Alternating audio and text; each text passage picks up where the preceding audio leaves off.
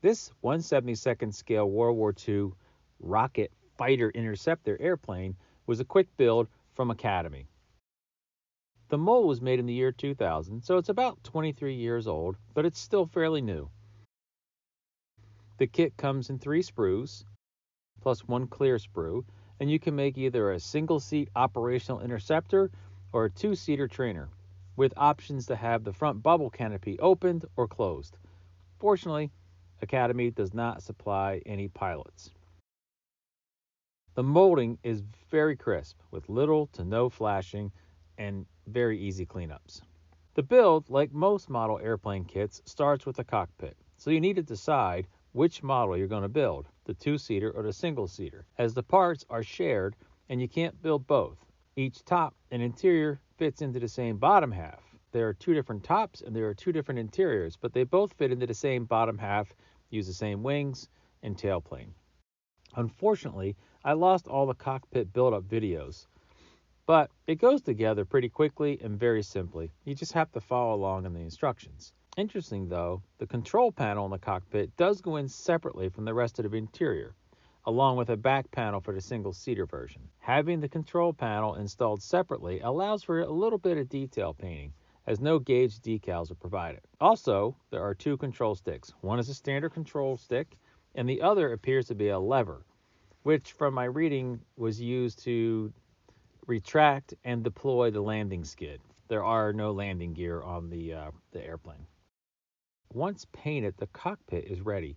It drops into the bottom half of the aircraft, and then you can add the top half. Wings and tail section are up next. All fairly simple as there's no landing gear, and the tail, you just need to choose the correct rear wheel for the model you're building.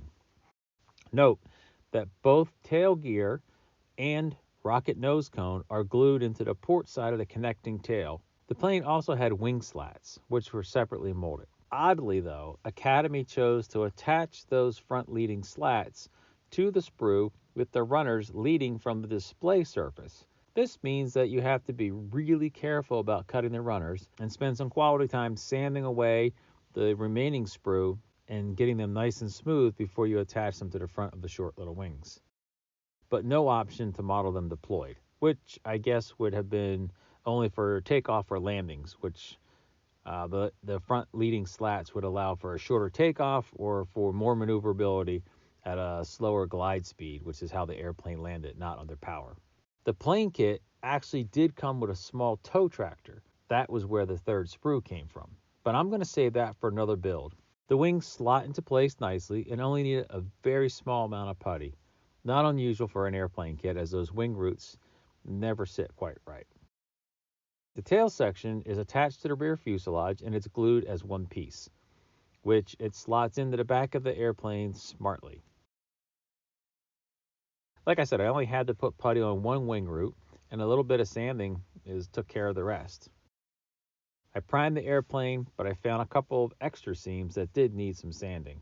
I did come back in and reprime the nose white.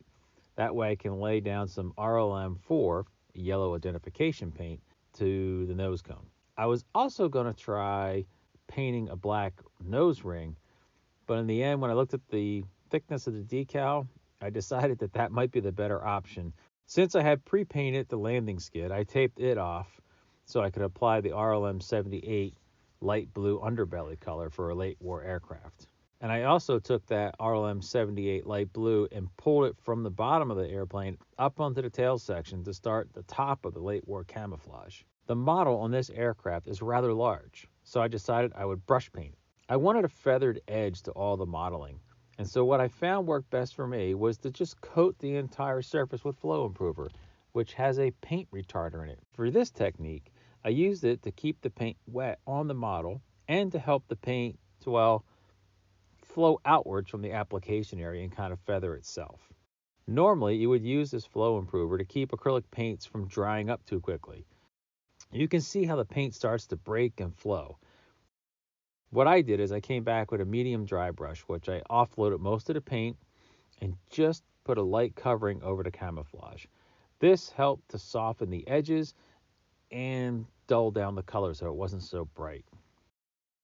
After that completely dried, I taped off both the tail and the underside so I could start with the splinter camouflage on the top side. There are several different splinter camouflages for late war German aircraft.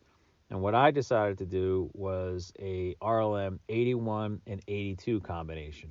So I started with the lighter brown violet, the RLM 81, and I applied that first. Once that was all dry, I came back in and I masked off the brown areas, which was quite simple. It's a little tiny airplane. And then I came back with the light green, the same RLM 82 that I used to put the modeling on the back tail.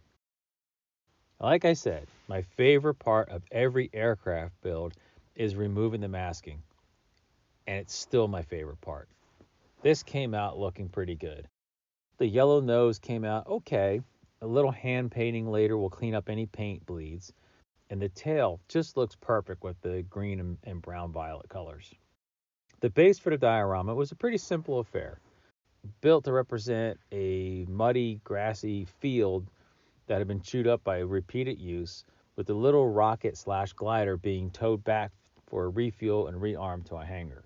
I found this resin kit of 2 Luftwaffe ground crewsmen and an ox on eBay from a Czech company called CMK. I believe that stands for Czech Model Kits. And it perfectly represents the desperate end of war situation for the Germans in 1945. One of the most modern military aircrafts being towed by a farm animal. This fun little kit and the resin figures and the base took 2 full weekends to build, mostly because of the drying times on the paint and glue. But this kit was fun and quick and enjoyable, and it was the perfect holiday season modeling funk breaker.